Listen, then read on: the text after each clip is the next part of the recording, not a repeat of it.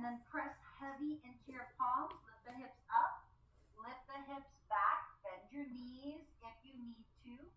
So you only bend your knees if you feel tight in those hamstrings or the low back or the glutes. But if you feel really open, you can set your heels down to touch the ground, or they can almost touch the ground. And we're gonna take the bend out of our knees. This time we're gonna pedal the heels. So we're just gonna lift one heel off the ground as high as you can, press the other one into the ground, and then you're gonna switch. Lift the other heel up, other heel down. You're gonna do that a few more times. It's just a nice way of stretching each leg one at a time. Lift both heels up as high as you can. As you exhale, release your heels as close to the mat as you can. We're gonna hold here. I know your arms are probably burning. That's very normal. Just do your best. If you need to rest in child's pose at any time, you can. One more cycle of breath. Slow, deep inhale. As you exhale, release your knees down and then go right into child's pose to rest. Resting the forehead and nose. And if your arms are tired, rest your arms down the sides of the body. If you want the stretch in the upper body, continue to keep the arms out in front. We're going to breathe here for another 2 cycles of breath.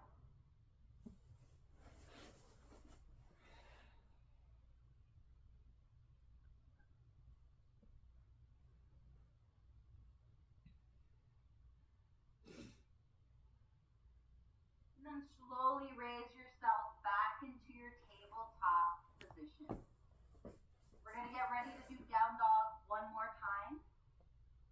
Sliding those knees back an inch or 2 and then curling the toes.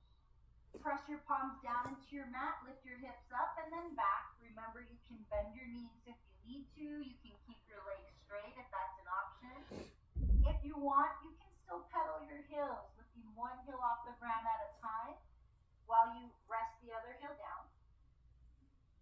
And then lift both heels up as high as you can.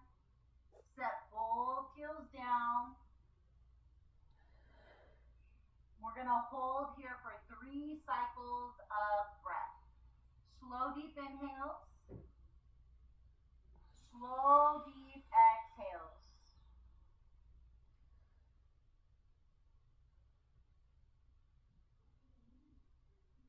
One more cycle of breath. Slow, deep inhale. Mouth closed, ocean sounding exhale. Slowly start to walk your hands. Bring your hands towards your feet very slowly. It's okay to bend your knees if you're tight. And then we're just going to let our arms and our head hang.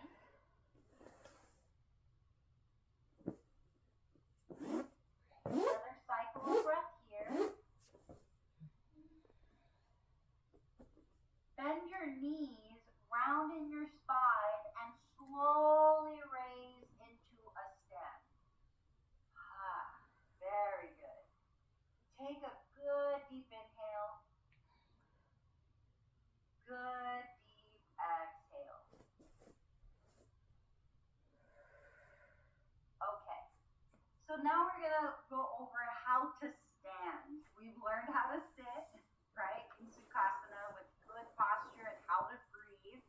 And now we're going to learn how to stand. Kind of basic today, right? So if anybody asks you, what did you learn in your first yoga class? You can tell them, I learned how to sit, I learned how to breathe, and I learned how to stand, right?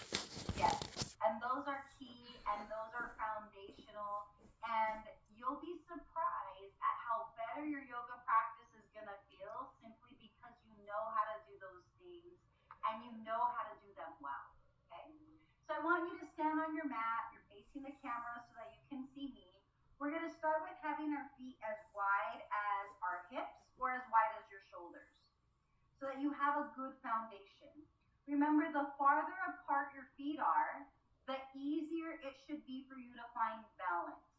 the closer your feet are, the more challenging it will be to find balance. So we're gonna start in that in-between spot. We're gonna start with our feet as wide as the hips or the shoulders, okay? Arms are gonna come out to the sides of the body. Your palms are gonna face forward. Shoulders are gonna relax away from the ears, and we're gonna get as tall as we can, but there's a slight bend in your knees. It's not noticeable.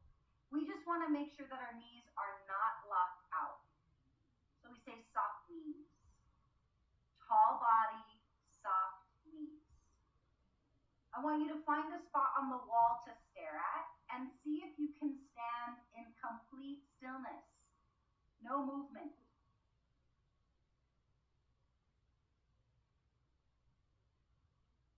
And now I'm going to ask you to close your eyes, doing the exact same thing. Just stand and see if you can